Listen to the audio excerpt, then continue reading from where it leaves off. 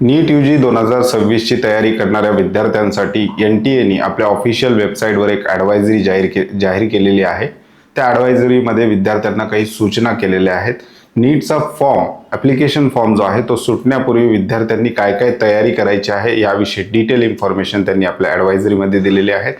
पहिला आहे आधार कार्ड संदर्भात, दुसरा आहे कास्ट सर्टिफिकेट संदर्भात आणि तिसरा आहे PWD विद्यार्थ्यांच्या UDID कार्ड संदर्भात. ह्या संपूर्ण ॲडवायझरी NTAने आपल्या ऑफिशियल वेबसाईटवर दिलेल्या आहेत. आधार कार्ड संदर्भात जे ॲडवायझरी आलेली आहे त्यावर विद्यार्थ्यांचे बरेचसे प्रश्न आहेत. कोणकोणते प्रश्न आहेत त्या प्रश्नांचं उत्तर शोधण्याचा प्रयत्न आपण आजच्या व्हिडिओमध्ये करणार आहोत. त्याचबरोबर कास्ट सर्टिफिकेट नेमकं महाराष्ट्र राज्यातील कोणत्या कॅटेगरीच्या विद्यार्थ्यांना कशा प्रकारचं कास्ट सर्टिफिकेट लागणार आहे, त्याचा फॉर्मॅट नेमका कशा प्रकारे असणार आहे याविषयी सुद्धा डिटेल इन्फॉर्मेशन आपण आजच्या व्हिडिओमध्ये पाहणार आहोत. त्याचबरोबर PWD विद्यार्थी आहे त्यांना UDID कार्ड संदर्भात नेमक्या काय महत्त्वाच्या सूचना दिलेल्या आहेत त्या संदर्भात सुद्धा माहिती घेणार आहोत. नमस्कार, मी अंकुश पाटील. तुम्ही पाहताय श्री छत्रपती अकॅडमी पुणेचं यूट्यूब चॅनलवर नवीन असाल तर अशाच माहितीपूर्ण व्हिडिओसाठी श्री छत्रपती अकॅडमी पुणेच्या यूट्यूब चॅनलला सबस्क्राईब करा. अशाच प्रकारचे महत्त्वाचे अपडेट्स तुम्हाला तुमच्या व्हॉट्सअपवर हवे असतील तर डिस्क्रिप्शन बॉक्समध्ये आमच्या व्हॉट्सअप चॅनलची लिंक दिलेली आहे. त्या लिंकवर क्लिक करून तुम्ही सहज आमचा मोफत अपडेटचा व्हॉट्सअप चॅनल जॉईन करू शकता. त्याचबरोबर आपला ऑनलाईन ॲप्लिकेशन सुद्धा आहे जे पूर्णतः नीट यूजी 2026 ची तयारी करणाऱ्या विद्यार्थ्यांसाठी आपण बनवलेलं आहे. त्या ॲपची लिंक सुद्धा डिस्क्रिप्शन बॉक्समध्ये दिलेली आहे. आमच्या नीट यूजी 2026 च्या पेड काउन्सिलिंग सर्व्हिसला सुद्धा आम्ही सुरुवात केलेली आहे. डिस्क्रिप्शन बॉक्समध्ये आमचे कॉन्टॅक्ट नंबर त्याचबरोबर आमचा ॲड्रेस दिलेला आहे. त्या नंबरला कॉल किंवा मेसेज करून तुम्ही आमच्या सर्व्हिसविषयी अधिक माहिती घेऊ शकतात. मुख्य विषयाला आपण सुरुवात करतोय. विषय आहे documents format for NEET UG 2026. NTAने जी काही ॲडवायझरी जाहीर केलेली आहे त्याच्यामध्ये कास्ट सर्टिफिकेट संदर्भात काही महत्त्वाच्या सूचना केलेल्या आहेत. नेमके caste certificate, central caste certificate, state caste certificate या दोन्हीमध्ये नेमका फरक काय आहे, कोणत्या कॅटेगरीच्या विद्यार्थ्याला सेंट्रल कास्ट सर्टिफिकेट काढणं आवश्यक आहे हे सुद्धा आपण पुढे पाहणार आहोत. पूर्णतः व्हिडिओ बेस आहे NTAच्या ऑफिशियल नोटीसवर. NTAची ऑफिशियल नोटीस जी आहे, जी ॲडवायझरी नोटीस आहे, पब्लिक नोटीस आहे, 5 जानेवारी 2026 रोजी डिक्लेअर केलेली आहे. याच्यामध्ये विद्यार्थ्यांना काही सूचना केलेल्या आहेत. एक सेक्शन दिलेला आहे आधार कार्ड संदर्भात काय सूचना आहेत. दुसरा आहे UDID कार्ड संदर्भात फॉर पर्सन विथ डिसॅबिलिटी म्हणजेच PWD ज्याला आपण अपंग किंवा दिव्यांग विद्यार्थी म्हणतो त्यांच्या संदर्भात काही सूचना केलेल्या आहेत. त्याच्यानंतर कास्ट सर्टिफिकेट नेमके फॉर्मॅट कशा प्रकारे आहेत एक एक गोष्ट आपण डिटेलमध्ये समजून घेऊया. सुरुवात करूयात आधार कार्ड संदर्भात. आधार कार्ड संदर्भात काय सांगितलेलं आहे की विद्यार्थ्यांना आपला आधार कार्ड अपडेट करून घ्यायचा आहे असं सांगितलेलं आहे किंवा इन्शुअर करायचं आहे. Ensure their Aadhaar card is accurate, valid and duly updated in all respects. म्हणजेच विद्यार्थ्याचं आधार कार्ड जे आहे ते अपडेटेड असणं NTAला अपेक्षित आहे. याच्यामध्ये नेमके काय काय अपडेट असणं, विद्यार्थ्याचं नाव, त्याचबरोबर विद्यार्थ्याची डेट ऑफ बर्थ, त्याचबरोबर विद्यार्थ्याचं gender, photograph, address, biometric information. आता याच्यामध्ये नावामध्ये काय काय असू शकतं, विद्यार्थ्याच्या नावामध्ये स्पेलिंग मिस्टेक असू नये. जसं आपलं 10वीच्या मार्कशीटवर नावाची स्पेलिंग आहे तशाच प्रकारची स्पेलिंग NTAला या ठिकाणी अपेक्षित आहे. आता महाराष्ट्र राज्यातील बऱ्याचशा विद्यार्थ्यांचा असा प्रश्न आहे की 10वीच्या मार्कशीटवर जशा सिक्वेन्समध्ये नाव आहे तशाच सिक्वेन्समध्ये आधारवर असणं गरजेचं आहे का, हा बऱ्याचशा विद्यार्थ्यांना पडलेला प्रश्न आहे. म्हणजेच उदाहरणादाखल या ठिकाणी आपण एक 10वीचं मार्कशीट घेतलेलं आहे एका विद्यार्थ्याचं आणि त्याच विद्यार्थ्याचं आधार कार्ड घेतलेलं आहे. आता जे विद्यार्थी महाराष्ट्र स्टेट बोर्डमधून ज्यांची 10वी झालेली आहे अशा विद्यार्थ्यांचं, बऱ्याचशा 90% विद्यार्थ्यांचं महाराष्ट्र राज्यातील 10वीच्या मार्कशीटवरचं जे नाव आहे ते आडनावापासून सुरुवात होतं, मध्ये विद्यार्थ्याचं नाव आणि त्याच्यानंतर पालकाचं नाव, अशा प्रकारचा सिक्वेन्स येतो. आणि जेवढे आधार कार्ड आहेत त्याच्यावर सिक्वेन्स कशा प्रकारे असतो, तर सुरुवातीला विद्यार्थ्याचं नाव, त्याच्यानंतर मध्ये वडिलाचं नाव आणि शेवटी आडनाव, या ठिकाणी अशा प्रकारचा सिक्वेन्स असतो. तर इथे असं जर आपण सिक्वेन्स वाईज बघितलं तर मिसमॅच होतात. परंतु याची काय अडचण येणार आहे का नीटचा फॉर्म भरत असताना, तर याची कुठलीही अडचण तुम्हाला त्या ठिकाणी येणार नाही. महाराष्ट्र राज्यातील 90% विद्यार्थ्यांचं, जे विद्यार्थी स्टेट बोर्डमध्ये शिकतात किंवा जे विद्यार्थी CBSE बोर्डमध्ये शिकतात त्यांचं तर फक्त काही विद्यार्थ्यांचं फक्त नाव लिहिलेलं असतं त्या सर्टिफिकेटवर आणि खाली मदर आणि फादर नेम दिलेलं असतं. तर या सगळ्या गोष्टीची तुम्हाला अडचण त्या ठिकाणी येत नाही. NTA जेव्हा तुमचं नाव अपडेट करा असं सांगतं ते NTAला अपेक्षित आहे की या इथे जशा प्रकारची स्पेलिंग आहे, म्हणजेच तुमच्या आडनावाची जशा प्रकारची स्पेलिंग आहे किंवा तुमच्या नावाची जशा प्रकारची स्पेलिंग आहे किंवा तुमच्या वडिलांच्या नावाची जशा प्रकारची स्पेलिंग आहे तशाच प्रकारची स्पेलिंग एनटीएला अपेक्षित आहे. सिक्वेन्स हा अपेक्षित त्या ठिकाणी नाही, कारण मागच्या वर्षी सुद्धा अशाच प्रकारची ॲडवायझरी आलेली होती. विद्यार्थ्यांना त्या ठिकाणी कसलीही अडचण विद्यार्थ्यांना फॉर्म भरताना त्या ठिकाणी आलेली नाही, कारण आधारवरचं नाव माझ्या माहितीनुसार 2 वेळाच अपडेट होतं. याच्या अगोदर काही विद्यार्थ्यांनी 2 वेळा आपला आधार अपडेट करून घेतला असेल तर आता त्यांना चान्स त्या ठिकाणी मिळत नाही, तर त्याही विद्यार्थ्यांना फॉर्म भरण्यासाठी कुठलीही अडचण त्या ठिकाणी येत नाही. एनटीए विद्यार्थ्यांच्या मदतीसाठी त्या ठिकाणी आहे, त्यामुळे विद्यार्थ्यांनी ह्या सिक्वेन्स बाबत जास्त विचार करू नये. जेव्हा नाव असं एनटीए सांगतं त्यावेळेस एनटीएला स्पेलिंग अपेक्षित आहे, नावाचा सिक्वेन्स जे आहे ते आपण डिटेलमध्ये पाहिलेलं आहे की मार्कशीटवर आडनावापासून सुरू होतं आणि आधार कार्डवर नावापासून सुरू होतं. याचा फरक तुमचा फॉर्म भरताना त्या ठिकाणी पडणार नाही. त्याच्यानंतर डेट ऑफ बर्थ. या ठिकाणी काय अपेक्षित आहे की आपल्या आधार कार्डवर आपली पूर्ण डेट ऑफ बर्थ असणं गरजेचं आहे. बऱ्याचशा आधार कार्डवर फक्त जे आहे इयर लिहिलेलं असतं, म्हणजे 2004 एवढंच लिहिलेलं असतं, परंतु एनटीएला त्या ठिकाणी डेट ऑफ बर्थ पूर्ण अपेक्षित आहे, म्हणजेच तारीख, महिना आणि त्यानंतर आपलं जन्मवर्ष जे आहे ते पूर्ण अपेक्षित आहे. जेंडर म्हणजे जेंडर जे आहे आपलं मेल फिमेल त्या संदर्भात. त्याच्यानंतर फोटोग्राफ फार जुना असेल आधार कार्डवरचा, अगदी लहानपणी तुम्ही आधार कार्ड काढलेला आहे, 3री 4थीला काढलेला आहे किंवा 6वी 7वी 8वीला काढलेला आहे, अगदी लहान फोटो दिसतोय, आता आपल्या चेहऱ्यामध्ये थोडासा बदल झालेला आहे, तर अशा असेल तर तुम्ही तुमचा फोटो जो आहे आधार कार्डवरचा तो बदलून घेऊ शकता. परंतु रिसेंट मागच्या 1-2 वर्षामध्येच तुम्ही तुमचा फोटो बदलला असेल तर पुन्हा त्याला चेंज करण्याची तेवढी आवश्यकता त्या ठिकाणी पडणार नाही. त्याच्यानंतर ऍड्रेस. जे ऍड्रेस आहे हा आपल्या एक्झाम सेंटर निवडताना महत्वाचा आहे. जेव्हा आपण नीटचा फॉर्म भरताना ऍड्रेस भरतो त्या ऍड्रेस प्रमाणेच आपल्याला सेंटरचे ऑप्शन, स्टेटचे जे ऑप्शन आहे सेंटरचे ते त्या ठिकाणी देत असतात, तर ऍड्रेस सुद्धा अपडेट करणं गरजेचं आहे. बायोमेट्रिक इन्फॉर्मेशन म्हणजे आपले जे काही फिंगरप्रिंट्स किंवा थंब इम्प्रेशन आहेत आधार कार्डवरचे ते सुद्धा आपण अपडेट करून घ्या असं एनटीएने सांगितलेलं आहे. व्हेनेवर ऍप्लिकेबल म्हणजेच हे काही कंपल्सरी सिच्युएशन मध्ये त्यांनी टाकलं नाही, जिथे आवश्यकता असेल तिथे. तर अशा प्रकारच्या आधारवरच्या सूचना त्या ठिकाणी दिलेल्या आहेत. पुढचा टॉपिक आहे कॅटेगरी सर्टिफिकेट विषयी. कॅटेगरी सर्टिफिकेट विषयी एनटीएने सांगितलेलं आहे, candidates are advised that category certificate EWS SC ST OBC NCL is updated and valid.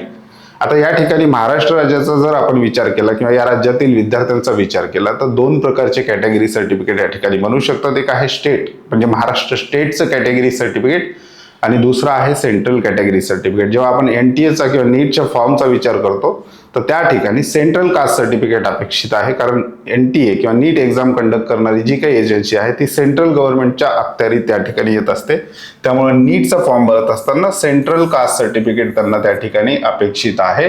आता सेंट्रल कास्टचा जेव्हा आपण विचार करतो त्या ठिकाणी आपल्याला 1, 2, 3, 4, 5च कॅटेगरी आपल्याला सेंट्रलला पाहायला मिळतात. परंतु स्टेटमध्ये जर आपण विचार केला तर जवळपास 10 ते 11 कॅटेगरी महाराष्ट्र राज्यामध्ये आरक्षित आहेत. तर कोणकोणत्या कॅटेगरीचे विद्यार्थी कोणतं सेंट्रल कास्ट सर्टिफिकेट काढू शकतात त्याविषयी आपण डिटेल समजून घेऊया. ओपन मधून फॉर्म कोणता विद्यार्थी भरू शकतो नीटचा?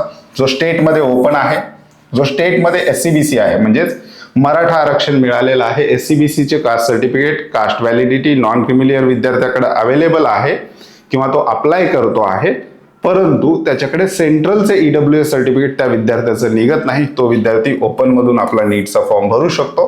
किंवा महाराष्ट्र राज्यातला एखादा इकॉनॉमिक वीकर सेक्शन म्हणजेच EWS चा विद्यार्थी आहे परंतु सेंट्रलचं EWS काढायला त्याला अडचण येत असेल तर तोही विद्यार्थी ओपन मधून फॉर्म या ठिकाणी भरू शकतो. या ठिकाणी सेंट्रल ओबीसी मध्ये कोणकोणते विद्यार्थी फॉर्म भरू शकतात? महाराष्ट्र राज्यातील ओबीसी विद्यार्थी, त्याचबरोबर SBC विद्यार्थी, NT प्रवर्गात जेवढे विद्यार्थी आहेत NT1, NT2, NT3, VJA हे सगळे जे आहेत ते स्टेटमध्ये वेगळे NT प्रवर्गात किंवा VJ प्रवर्गात असले तरी सेंट्रलला ते ओबीसी याच्यामध्ये येतात. तर या विद्यार्थ्यांनी सेंट्रल कास्ट सर्टिफिकेट अप्लाय करून मिळवणं गरजेचं आहे. त्याचबरोबर मराठा समाजातले असे विद्यार्थी आहेत ज्यांच्या कुणबी नोंदी सापडलेल्या आहेत, त्याच्यामुळे त्यांनी आपलं स्टेटची जी काही कॅटेगरी आहे त्यांची ओबीसी झालेली आहे, अशा विद्यार्थ्यांना सुद्धा सेंट्रलचं ओबीसी सर्टिफिकेट त्या ठिकाणी अपेक्षित आहे. जर तुमचं सेंट्रलचं ओबीसी सर्टिफिकेट निघत नसेल तर विद्यार्थी सरळ ओपन मधून फॉर्म भरू शकतो. जेव्हा ऍडमिशन प्रक्रिया चालू होतं तेव्हा महाराष्ट्र शासनाचा जेव्हा ऍडमिशनचा फॉर्म येतो त्याच्यामध्ये तुम्हाला कॅटेगरी चेंज करता येतं. त्या ठिकाणी तुमची जी काही स्टेटची कॅटेगरी आहे ती तुम्ही त्या ठिकाणी भरू शकता. ईडब्ल्यूएस कोण भरू शकतं? जे महाराष्ट्र स्टेटमध्ये ईडब्ल्यूएस आहेत आणि सेंट्रल ईडब्ल्यूएस त्यांच्याकडे अवेलेबल होत आहे. एससीबीसीचा एखादा विद्यार्थी असेल महाराष्ट्र राज्यातला, महाराष्ट्रामध्ये एससीबीसी आहे, सेंट्रलचं जे आहे ईडब्ल्यूएस त्यांना काही ठिकाणी मिळतंय, तर विद्यार्थी जर सेंट्रलचं ईडब्ल्यूएस सर्टिफिकेट मिळत असेल तर तो विद्यार्थी ईडब्ल्यूएस मध्ये फॉर्म भरू शकतो. एससी कॅटेगरी दोन्हीकडे सारखीच आहे, एसटी कॅटेगरी दोन्हीकडे सारखीच असलेली आपल्याला त्या ठिकाणी पाहायला मिळते. आता बऱ्याचदा एनटीए जे आहे, कास्ट सर्टिफिकेट जे आहे, मागच्या वर्षी अपलोड करण्याची त्याची आवश्यकता नव्हती. त्याच्या अगोदरच्या वर्षी कास्ट सर्टिफिकेट नसेल तर अंडरटेकिंग फॉर्म विद्यार्थ्यांना अपलोड करावा लागत होता. यावर्षीचा फॉर्म कशा प्रकारे निघतो ते आपल्याला पाहणं गरजेचं आहे. तरी तयारी म्हणून विद्यार्थ्यांनी सेंट्रल कास्ट सर्टिफिकेट मिळत असेल तर अप्लाय करून मिळवण्याचा प्रयत्न करा. परंतु हा जो काही आता अप्लाय केलेला तुम्ही सेंट्रल कास्ट सर्टिफिकेट आहे, तुम्हाला जर मिळालं तर हे एप्रिलपर्यंतच व्हॅलिड असणार आहे. पुन्हा ऍडमिशन प्रक्रियेसाठी तुम्हाला जर सेंट्रल काउन्सिलिंग प्रक्रियेमध्ये भाग घ्यायचा असेल तर तुम्हाला नव्याने सेंट्रल कास्ट सर्टिफिकेट त्या ठिकाणी काढावं लागतं. नेमके फॉर्मॅट कशा प्रकारे आहेत या कास्ट सर्टिफिकेटचे ते सुद्धा पाहूयात आणि नेमका स्टेट आणि सेंट्रल कास्ट सर्टिफिकेट मध्ये फरक कशा प्रकारे येतं ते आपण पाहूयात. सेंट्रल ओबीसी पासून आपण सुरुवात करूयात. म्हणजे ओबीसी विद्यार्थी, एसबीसी, एनटी प्रवर्गात जेवढे विद्यार्थी येतात किंवा विजय प्रवर्गात, तर सेंट्रल कास्ट सर्टिफिकेट जो आहे तो फॉर्म नंबर 9 असतो आणि स्टेट कास्ट सर्टिफिकेट जे आहे म्हणजे फॉर्म नंबर 8 असतो. म्हणजे बरेचसे विद्यार्थी फक्त स्टेटचं कास्ट सर्टिफिकेट काढतात आणि त्यालाच ते सेंट्रल समजतात किंवा सेंट्रलचं काढतात त्यालाच ते स्टेट समजतात. दोन्हीमध्ये फरक आहे. Central caste certificate form number 9, state caste certificate form number 8 अशा प्रकारे आहे. सेंट्रल कास्ट सर्टिफिकेटवर या ठिकाणी गव्हर्नमेंट ऑफ इंडिया, इकडे जर आपण स्टेटमध्ये बघितलं तर स्टेट ऑफ महाराष्ट्र. हे सगळे जे काही फॉर्मॅट आहेत, हे आमच्या व्हॉट्सअप चॅनलवर किंवा व्हॉट्सअप कम्युनिटी ग्रुप आहे त्याच्यावर सुद्धा तुम्हाला मिळतील. जर जॉईन केलं नसेल तर डिस्क्रिप्शन बॉक्समध्ये लिंक आहे किंवा आपल्या ऑनलाईन ऍप्लिकेशनमध्ये सुद्धा विद्यार्थ्यांना हे सगळे फॉर्मॅट त्या ठिकाणी अवेलेबल होणार. जे सर्टिफिकेट दाखवतो हे अपडेटेड आहेत. काही विद्यार्थ्यांचे जुने असतात. प्रत्येक महाराष्ट्र राज्यातील विभागानुसार वेगवेगळं सर्टिफिकेट त्या ठिकाणी येऊ शकतं. काही जणांचं डिजिटल असेल, काही जणांची मॅन्युअल साईन असेल, वेगवेगळे सर्टिफिकेट त्या ठिकाणी असू शकतात. ईडब्ल्यूएस कॅटेगरीचा जर विचार केला, जे विद्यार्थी महाराष्ट्रात ईडब्ल्यूएस आहेत, सेंट्रलचं ईडब्ल्यूएस मिळतंय, एससीबीसी आहेत, मराठा समाजाच्या आहेत, महाराष्ट्रात एससीबीसी वापरायचं आहे, परंतु सेंट्रलला त्यांना फॉर्म भरायचा असेल ईडब्ल्यूएस मध्ये तर सेंट्रल ईडब्ल्यूएस विद्यार्थी काढू शकतो. दोन्हीतला नेमका फरक काय आहे? अनेक्षर ए जे आहे ते सेंट्रल ईडब्ल्यूएस सर्टिफिकेट आहे आणि अनेक्षर आय जे आहे ते सेंट्रल आहे आणि अनेक्षर ए जे आहे ते महाराष्ट्र राज्याचं असतं. अशा प्रकारे हे दोन्हीतला फरक त्या ठिकाणी दिलेला आहे. जे आपण एनटीएचा फॉर्म भरत असताना एनटीएला सेंट्रल कास्ट सर्टिफिकेट या ठिकाणी अपेक्षित आहे. जर आपण एससी एसटी कॅटेगरीचा विचार केला तर एससी एसटी कॅटेगरीला बऱ्याचदा सेंट्रल कास्ट सर्टिफिकेटची आवश्यकता पडत नाही, कारण यांचा जर मार्क्सचा कट ऑफ बघितला म्हणजे सेंट्रल काउन्सिलिंग प्रक्रियेमध्ये त्या विद्यार्थ्यांना बाहेरच्या राज्यातील जर कॉलेज, गव्हर्नमेंट कॉलेज मिळत असेल तर त्याच्यापेक्षा चांगलं कॉलेज स्टेट कोट्यातूनच त्यांना त्या ठिकाणी मिळतं. त्यामुळे बरेचसे महाराष्ट्र राज्यातील विद्यार्थी, एससी एसटी प्रवर्गातील विद्यार्थी जे आहेत ते सेंट्रलच्या प्रोसेसमध्ये भाग घेतच नाही. त्यामुळे ते विद्यार्थी सेंट्रल कास्ट सर्टिफिकेट त्या ठिकाणी काढत नाही. परंतु तुम्हाला मिळत असेल तर तुम्ही नक्कीच ते काढून ठेवा, कारण महाराष्ट्र स्टेटची BMS साठीची ऑल इंडिया कोटा काउन्सिलिंग ही एक वेगळी प्रोसेस आहे. हे सगळे अपडेट्स तुम्हाला आपल्या युट्यूब चॅनलवर नंतर त्या ठिकाणी मिळणार आहेत. हे एससी एसटीचे जे काही आहेत, स्टेटचे हे फॉर्मॅट आहेत, सेंट्रलचा हा फॉर्मॅट आहे. हे सगळे फॉर्मॅट जर तुम्हाला ब्लर दिसत असेल तर व्हॉट्सअप किंवा आपल्या ऑनलाईन ऍप्लिकेशनवर तुम्हाला त्या ठिकाणी मिळणार आहेत. त्याच्यानंतर पुढे आहे PWD विद्यार्थ्यांसाठी एक महत्वाची सूचना. ज्यांना अपंग किंवा दिव्यांग आपण असं म्हणतो त्यांच्यासाठी काय दिलेलं आहे? Candidates are advised that UDID card is valid, updated and renewed as required. म्हणजेच त्यांचं UDID कार्ड जे आहे ते व्हॅलिड असलं पाहिजे, अपडेटेड असलं पाहिजे, ते अपेक्षित आहे.